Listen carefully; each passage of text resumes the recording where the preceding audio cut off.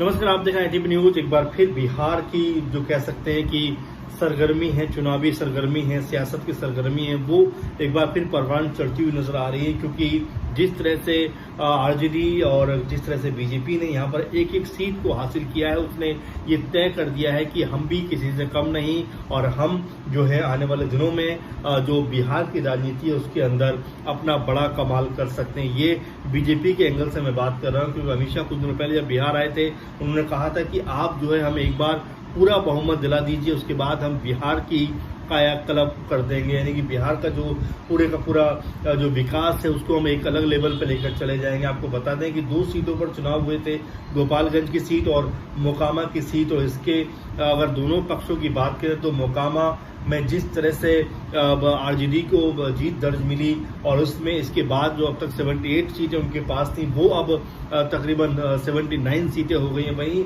अगर बीजेपी की बात करें तो बीजेपी भी अब 77 उनके पास सीटें थी, वो भी अब ये सीट जीत कर, यानी कि वो भी अब 78 नंबर उनका हो गया है। तो अब ये बताते चले कि दूसरे नंबर पर जो बीजेपी पहले भी थी और अभी भी बदस्तूर दूसरे नंबर पर ही खड़ी हुई है। क्योंकि जो मोकामा और गोपालगंज उपचुनाव के पहले जो आरजेडी के पास तकरीबन 78 सीटें थी, तो वहीं बीजेपी के पास 76 सीटें थी। इसके बाद अब बीजेपी 77 सीटों पर आ गई है और आरजेडी जो है वो 79 सीटों पर चली गई है। इससे पता चलता है कि जो बिहार में राजनीति है, जो सियासत है, उसमें बीजेपी की उपस्थिति भी कम नहीं माननी चाहिए। क्योंकि भले ही नीतीश कुमार से उनका जो है साथ छूट गया है, लेकिन इंडिविजुअल तौर पर भी वो बिहार के अंदर, यानी कि बीजेपी बिहार के अंदर काफी बड़ी पार्टी है। आपको बता दें कि जब 2020 में चुनाव हुए थे, उस समय आरजेडी को जो है तकरीबन 75 जो विधायक थे वो उनके जीते थे। इसके बाद बीजेपी की अगर बात करें तो बीजेपी के 74 जो है विधायक जीते थे। इस तरह से दोनों ही पार्टी नंबर 1 नंबर 2 के पायदान पर थी। इसके बाद मार्च 2022 में जो मुकेश साहनी की पार्टी थी, वीआईपी पार्टी, उसके जो तीनों विधायक जो थे, 3 विधायक मतलब कि बीजेपी में शामिल हो गए। इस तरह बीजेपी की जो पार्टी थी वो नंबर 1 पार्टी बन गई और 77 विधायक उनके पास आ गए। लेकिन इसके कुछ दिनों बाद, यानी 3 महीने के बाद तकरीबन बात करें तो जो जून 2022 में जो अवैसी की पार्टी है AIM के 5 में से 4 विधायक जो थे वो आरजेडी खेमे में चले गए और इस तरह एक बार फिर जो आरजेडी थी वो नंबर 1 पार्टी बन गई थी और उनके पास इसके बाद जो है तकरीबन 78 सीटें हो गई थी। और अब जब उपचुनाव हुआ है तो उसमें उनको जो मोकामा की सीट है वहां पर जिस तरह से जीत दर्ज हुई है, उससे उनकी सीटों की संख्या तकरीबन 79 हो गई है। तो वहीं जो बीजेपी है उसके पास जो है कह सकते हैं कि उसकी संख्या यानी कि 77 के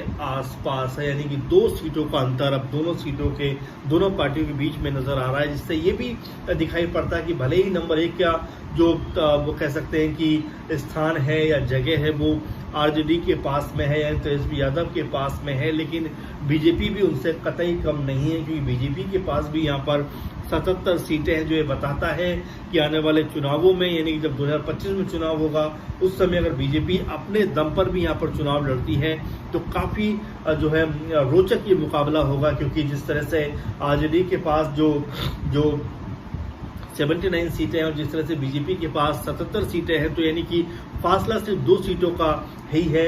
लेकिन नंबर 1 की अगर बात करें तो यहाँ पर आरजेडी यानी राजद जो है वो नंबर 1 के पायदान पर है। क्योंकि उसने भी इन दोनों सीटों में से एक सीट को अपने पास रखा है और एक सीट पर दबदबा बनाते हुए उन्होंने जो है मोकामा की सीट पर जीत हासिल की है। वहीं बीजेपी को जो है गोपालगंज की सीट पर जो है जीत नसीब हुई है। अब ऐसे में सबसे बड़ा सवाल यही है कि क्या आने वाले दिनों में जो बिहार की राजनीति है उसमें जो तेजस्वी यादव हैं, क्या वो फिर से एक बड़ा नाम बनकर उभरेंगे? हालांकि अभी बड़ा नाम तो है, मैं ये कहना चाह रहा हूँ कि क्या उनके नाम पर जो मुख्यमंत्री पद है वो आएगा या फिलहाल वो अभी उप मुख्यमंत्री के तौर पर ही अपने पद पर बने रहेंगे? सबसे महत्वपूर्ण बात यह है।